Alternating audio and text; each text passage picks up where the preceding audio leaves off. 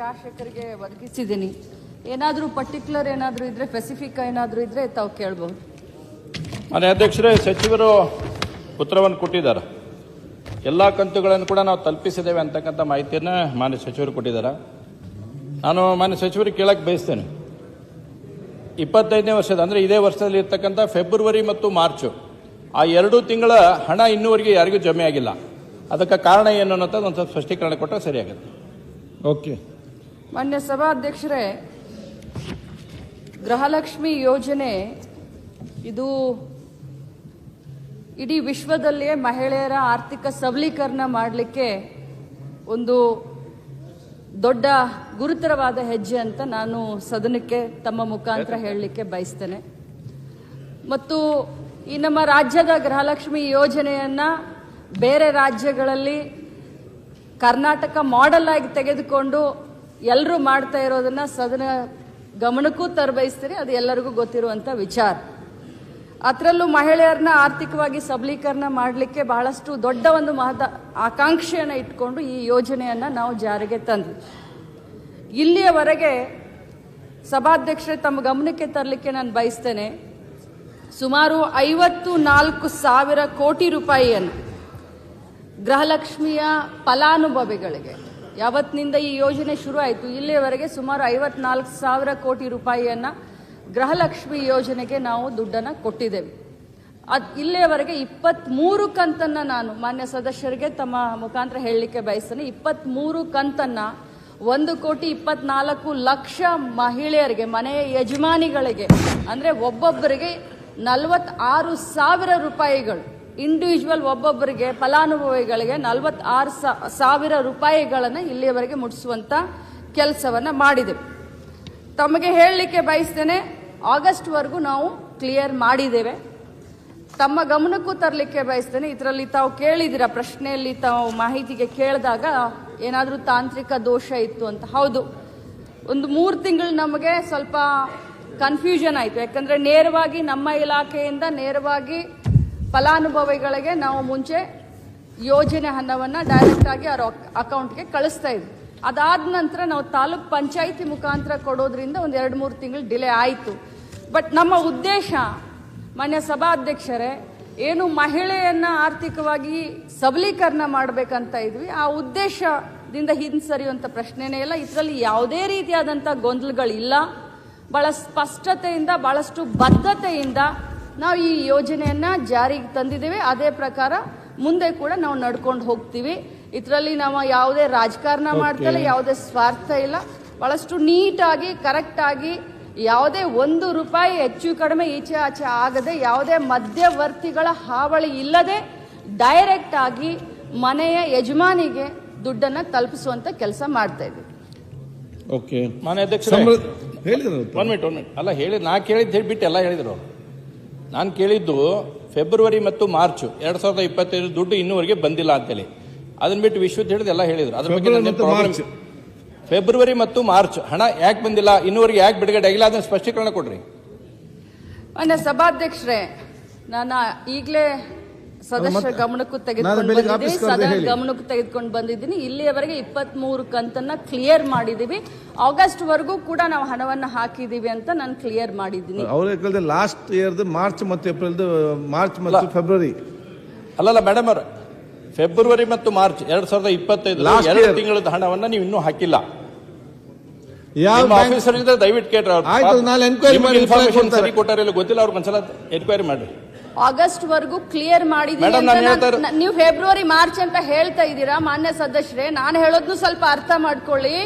August ವರ್ಗು clear ಮಾಡಿದೀನಿ, February March ಹಿಡ್ಕೊಂಡು ಅಂತ ತಮ್ಮ ಗಮನಕ್ಕೆ ಹೇಳಲಿಕ್ಕೆ ಬಯಸ್ತೇನೆ. ಹಾಗಾದ್ರೆ 1 ಮಿನಿಟ್ ನೀವು ಹೌಸ್ ನಲ್ಲಿ ಉತ್ತರ ಕೊಡ್ತಾ ಇದ್ರಿ, ಫೆಬ್ರವರಿ ಮಾರ್ಚ್ ಹಾಕಿಲ್ಲ ಅಂತಂದ್ರೆ ಏನಂತ ಅದೊಂದ್ಸಲ ಹೇಳ್ಬಿಡ್ರಿ. ನೀವು ಹೇಳಾಕತ್ರಿ 23 ತಿಂಗಳು ಕೊಟ್ಟೇನಿ ಅಂತ, 23 ಕಂತು ಕೊಟ್ಟೇನೆ ಅಂತ ಹೇಳತ್ರಿ. ಆಸ್ ಪರ್ ಮೈ ರೆಕಾರ್ಡ್ಸ್ ನಿಮ್ ಸರ್ಕಾರ ಅಧಿಕಾರಿಗಳಿಗೆ ಕೊಟ್ಟಿದ್ರ ಪ್ರಕಾರ ಫೆಬ್ರವರಿ ಮಾರ್ಚ್ ಇನ್ನೂವರೆಗೆ ದುಡ್ಡು ಹಾಕಿಲ್ಲ. ಬಟ್ ನೀವು ಇವಾಗ ಹೇಳ್ತಾ ಇದ್ರೆ ನಾವು ಹಾಕೇವಿ ಅಂತೇಳಿ 23 ಕಂತು ಅಂತೇಳಿ. ಇನ್ನು ನೀವು ಆಗಸ್ಟ್, ಸೆಪ್ಟೆಂಬರ್, ಅಕ್ಟೋಬರ್, ನವೆಂಬರ್ ಮಟನು 3 ತಿಂಗಳಿದ್ದೀಗೂ ಬ್ಯಾಲೆನ್ಸ್ ಐತಿ. ಅದು 3 ತಿಂಗಳು ಯಾಕೆ ಬ್ಯಾಲೆನ್ಸ್ ಇಟ್ಟಿರಿ ಅನ್ನೋದು ಹೇಳ್ರಿ.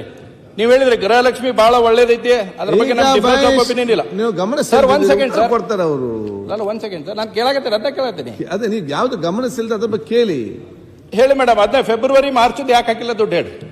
ನೋಡಿ, ನಾನು ಮಾನ್ಯ ಸದಸ್ಯರ ಗಮನಕ್ಕೆ ತೆಗೆದುಕೊಂಡು ಬರಲಿಕ್ಕೆ ಬಯಸ್ತೇನೆ ಅಧ್ಯಕ್ಷರೇ. ನಾವು ಪ್ರತಿ ತಿಂಗಳು ಕೂಡ ಯಾರಿಗೂ ತೊಂದರೆ ಆಗಬಾರ್ದು ಅಂತ ಫೈನಾನ್ಸ್ ಡಿಪಾರ್ಟ್ಮೆಂಟ್ಗೆ ಫೈಲನ್ನು ಕಳಿಸಿರ್ತೀವಿ.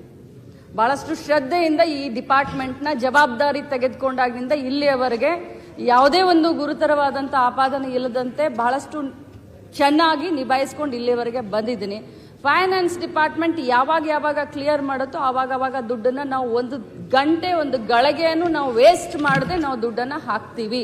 ಇಷ್ಟು ನಾನು ಸದಸ್ಯರಿಗೆ ಹೇಳಲಿಕ್ಕೆ ಬಯಸ್ತೇನೆ.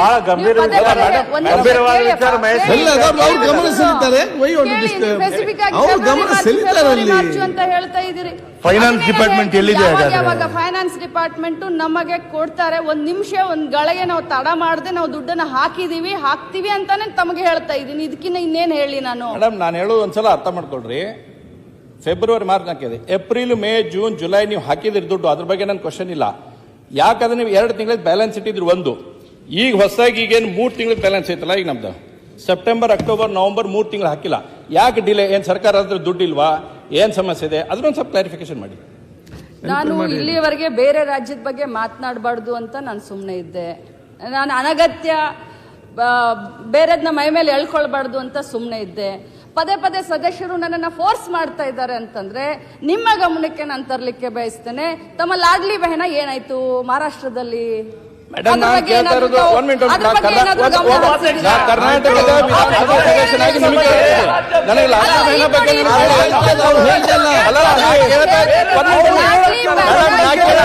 ಕರ್ನಾಟಕ ವಿಧಾನಸಭೆ ಸದಸ್ಯನಾಗಿ ನಾನು ನಿಮಗೆ ಕೇಳ್ತೀನಿ.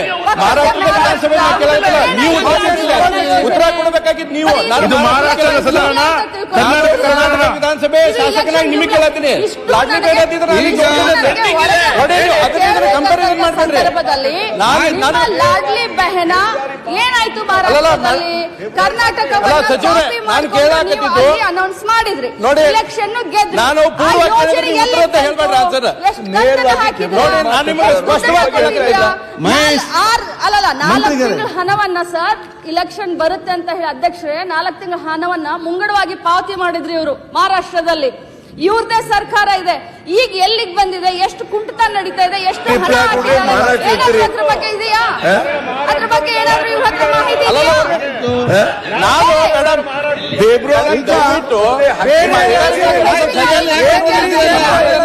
ಈ ಯೋಜನೆಯಿಂದ ರಾಜ್ಯದ ಮಹಿಳೆಯರಿಗೆ ಎಷ್ಟೊಂದು ಅನುಕೂಲ ಆಗಿದೆ ಅನ್ನೋದ್ರ ಬಗ್ಗೆ ಏನಾದ್ರು ನೀವು ನೋಡಿದೀರಾ, ತಿಳ್ಕೊಂಡಿದ್ದೀರಾ?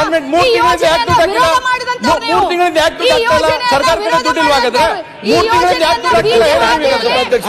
ಈ ಯೋಜನೆ ಅಭಿವೃದ್ಧಿ ಆಗ್ತಾ ಇಲ್ಲ ಅಂತ ಹೇಳಿದಂತವ್ರು ಇವರು. ಇವರಿಗೆ ಬಹಳಷ್ಟು ಒಮ್ಮಿಂದೊಮ್ಮೆಲೆ ಕಾಳಜಿ ಬಂದ್ಬಿಡ್ತಾ, ಮಹಿಳೆಯರ ಮೇಲೆ ಈ ಯೋಜನೆ ಮೇಲೆ ಪ್ರೀತಿ ಬಂದ್ಬಿಡ್ತಾ ಇವತ್ತು. ಈ ಯೋಜನೆ ನಾನ್ ಕೇಳ್ತಾ ಇರೋದು ಮೇಡಮ್, ನಿಮ್ಗೆ ನೀವೇನ್ ಮಾತು ಕೊಟ್ಟಿರಿ ಅದನ್ನ ನಡೆಸ್ಕೊಡಿ ಅಂತ ಕೇಳ್ತೇವೆ. ಅಡಿಷನಲ್ ಏನು ಕೇಳಕ್ಕಿಲ್ಲ ನಿಮ್ಗೆ. ಒಂದು ಬಹಳ ಸ್ಪಷ್ಟತೆ ಐತಿ. ನೀವು ಇದು 3 ತಿಂಗಳಾಯ್ತು, ಯಾಕೆ ದುಡ್ಡು ಹಾಕ್ತಾ ಇಲ್ಲ? ಏನ್ ಸಮಸ್ಯೆ? ಸರ್ಕಾರಕ್ಕೆ ಹಣಕಾಸಿನ ಕೊಟ್ಟೈತೆ, ಏನಾದ್ರೂ ತೊಂದರೆ ಐತಾ? ಅದನ್ನ ಕ್ಲಾರಿಫಿಕೇಶನ್ ಮಾಡ್ರಿ. ಈಗ ಹಣಕಾಸಿನ ತೊಂದರೆ ಇದ್ರೆ ಏನಾದ್ರು ಸರ್ಕಾರ ದುಡ್ಡಿಲ್ಲ ಫೆಬ್ರವರಿ ಮಾರ್ಚ್ ಶಿವಶೆಟ್ಟಿ ಉಲ್ಲೇಖ ಮಾಡ್ಯಾರ ಅವರು. ಅಲ್ಲ, ಮಂತ್ರಿಗಳು ಫೈನಾನ್ಸ್ ಡಿಪಾರ್ಟ್ಮೆಂಟ್ ಸಹಾಯ ಮಾಡ್ರಿ ಬೇರೆಯವರು. ಅವ್ರ ಮಂತ್ರಿಗಳು ಚರ್ಚೆ ಮಾಡ್ತೀವಿ. ಅವ್ರು ಹೇಳ್ತಾ ಇದ್ದಾರೆ ನನಗೆ ಫೈನಾನ್ಸ್ ಡಿಪಾರ್ಟ್ಮೆಂಟ್ ರೊಕ್ಕ ಕೊಡ್ತಾ ಇಲ್ಲ, ಫೈನಾನ್ಸ್ ಡಿಪಾರ್ಟ್ಮೆಂಟ್ ದುಡ್ಡಿಲ್ಲ, ಹಾಗಾಗಿ ಅಂತ ಅವ್ರ ಮಂತ್ರಿಗಳು ಹೇಳ್ತಾರೆ. ಪಾಪ ಸಹಾಯ ಮಾಡ್ರಿ. ಈಗ ಕನ್ಫ್ಯೂಷನ್ ಬೇಡ. ಸಹಾಯ ಮಾಡ್ರಿ. ಮಾನ್ಯ ಅಧ್ಯಕ್ಷ, ಚರ್ಚೆ ಬೇಡ. ಈಗ ಮಾನ್ಯ ಅಧ್ಯಕ್ಷ, ಇದರಲ್ಲಿ ರಾಜಕಾರಣ ಬೆರೆಸಬೇಡಿ. ಸಮೃದ್ಧಿ ಜಮನಾಥ್ ಮಹೇಶ್ ತೆಂಗಿನಕಾಯಿ ಹೇಳಿದ್ದೇನು ಅಂತ ಕೇಳಿದ್ರೆ ನೀವು ಆನ್ಸರ್ ಮಾಡಿದ್ದೇನು ಮಾನ್ಯ ಸಚಿವರೇ? 2025 ಆಗಸ್ಟಿನ ತನಕ ನಾವು ಕೊಟ್ಟಿದೀವಿ ಅಂತ ನೀವು ಹೇಳಿದ್ರಿ. ಐ ಅಗ್ರಿ, ನೀವು ಸದನದಲ್ಲಿ ಒಪ್ಕೊಂಡಿದ್ದೀರಿ. ಅವ್ರು ಹೇಳ್ತಾ ಇರೋದು ಆಗಸ್ಟ್ ತನಕ ಕೊಟ್ಟಿದ್ದೀರಿ, ನೀವು ಹೇಳ್ತಾ ಇದ್ದೀರಿ ಫೆಬ್ರವರಿ ಮತ್ತು ಮಾರ್ಚ್ ತಿಂಗಳಲ್ಲಿ ನಿಮಗೆ ಬಂದಿಲ್ಲ ಅಂತ ಹೇಳ್ತಿದ್ದಾರೆ. ಆ 2 ತಿಂಗಳು ಕ್ಲಾರಿಫೈ ಮಾಡಿ. ಮುಂದಿನ 3 ತಿಂಗಳಲ್ಲಿ ಆಗಿಲ್ಲ ಅನ್ನೋ ನಮಗೆ ಗೊತ್ತಿದೆ. ಆ 2 ತಿಂಗಳಲ್ಲಿ ಬಿಟ್ಟೋಗಿದ್ಯಾ ಅನ್ನೋದನ್ನ ಕ್ಲಾರಿಫೈ ಮಾಡಿದ್ರೆ ಆಯ್ತು ಅಷ್ಟೇ. ನೀವು ಇನ್ನೇನೋ ಬೇರೆ ರಾಜ್ಯದ ಹೇಳಕ್ ಹೋದ್ರೆ ನಾವು ಆ ರಾಜ್ಯದ ಹೇಳಕ್ ಹೋದ್ರೆ ನಿಮ್ಗೆ ಸಮಸ್ಯೆ ಆಗುತ್ತೆ. ಅದನ್ನ ಹೇಳ್ಬೇಡಿ. ಮೊನ್ನೆ ಮಹಾರಾಷ್ಟ್ರಕ್ಕೆ ಹೋಗ್ಬಂದಿದ್ದಾರೆ ಡಿ.ಕೆ. ಶಿವಕುಮಾರ್ ಅವರು, ಇನ್ನೂ ಬೆಳಕು ಚೆಲ್ಬೋದು ಅದ್ರ ಬಗ್ಗೆ. ಈಗ ನೀವು ಮಾರ್ಚ್ ಮತ್ತು ಏಪ್ರಿಲ್ ಮಾತ್ರ ಈ ಯೋಜನೆಯನ್ನ ಹಿಗ್ಗಾಮುಗ್ಗಾ ಬೀದಿಯಲ್ಲಿ ಹಾದಿಯಲ್ಲಿ ನೀವು ಈ ಯೋಜನೆ ಬಗ್ಗೆ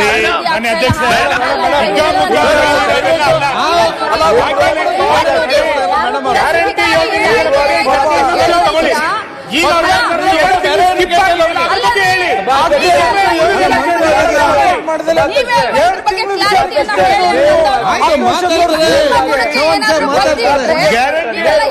ಗ್ಯಾರಂಟಿ ಯೋಜನೆ ಅನುಷ್ಠಾನ ಮಾಡಿ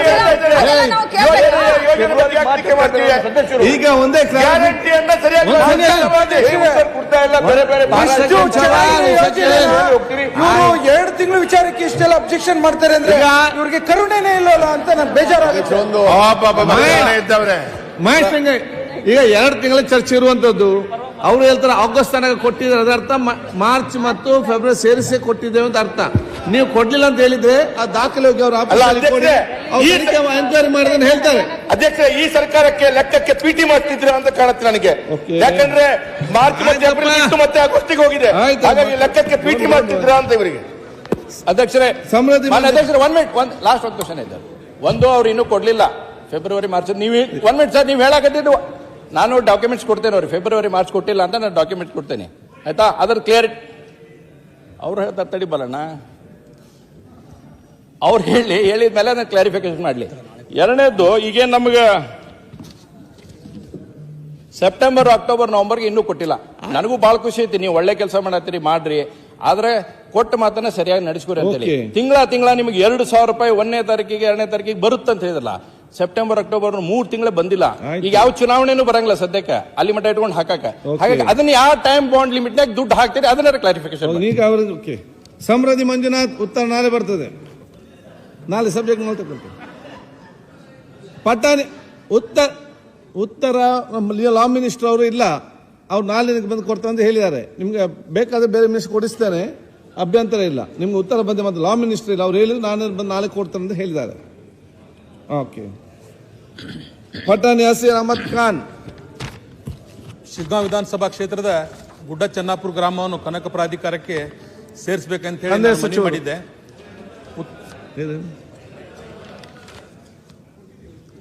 ಉತ್ತರ ಗ್ರಾಹಕರ ಸ್ಯಾಟಿಸ್ಫ್ಯಾಕ್ಷನ್ ನಲ್ಲಿ ನಂಬರ್ 1 ತೃಪ್ತಿಕರ ದೈಹಿಕವಾದ ಹುಮ್ನಾಬಾದ್ನ ಎಸ್ವಿ ಟಿವಿಎಸ್ ಶೋರೂಮ್ ನಿಮಗಾಗಿ ತರುತ್ತಿದೆ ಹೊಸ ಮಾಡೆಲ್ಗಳ ಹೊಸ ಬೈಕ್ಗಳು. ಇಲ್ಲಿ ಟಿವಿಎಸ್ ನ ಸ್ಪೇರ್ ಪಾರ್ಟ್ಸ್ ಹಾಗೂ ಸರ್ವಿಸ್ ಕೂಡ ಲಭ್ಯ. ಹಾಗಿದ್ರೆ ತಡೆಯಾಕೆ ಹಿಂದೆ ಭೇಟಿ ನೀಡಿ ನಾಗಲಕ್ಷ್ಮಿ ದಾಬಾ ಹತ್ತಿರ ಗುಲ್ಬರ್ಗಾ ರೋಡ್, ಹುಮ್ನಾಬಾದ್. ಹೆಚ್ಚಿನ ಮಾಹಿತಿಗಾಗಿ ಸಂಪರ್ಕಿಸಿ 8494951009. ಫ್ಲಾಟ್ ಖರೀದಿಸುವ ಪ್ಲಾನ್ ಇದ್ದೀರಾ? ಹಾಗಾದ್ರೆ ಕೇತಕಿ ಡೆವಲಪರ್ಸ್ ನಲ್ಲಿ ಮೂಲಭೂತ ಸೌಕರ್ಯಗಳುಳ್ಳ CC road, footpath, garden, under drainage, water supply, ಉತ್ತಮ ಪರಿಸರವುಳ್ಳ ಫ್ಲಾಟ್ಸ್ ಲೇಔಟ್ ಲಭ್ಯ. ಬೀದರ್, ಹುಮ್ನಾಬಾದ್ ಸೇರಿದಂತೆ ಹಲವು ಭಾಗಗಳಲ್ಲಿ ಸುಂದರ ಲೇಔಟ್ಗಳಿದ್ದು ಅತ್ಯುತ್ತಮ ಬೆಲೆ, ಇಎಂಐ ಸ್ಕೀಮ್ ಅನ್ನು ಲಭ್ಯ. ಹಾಗಿದ್ರೆ ತಡೆಯಾಕೆ ಹಿಂದೆ ಸಂಪರ್ಕಿಸಿ 7676474747. MD ಸಂಗಮೇಶ್ ಚಿದ್ರಿ, ಹುಮ್ನಾಬಾದ್.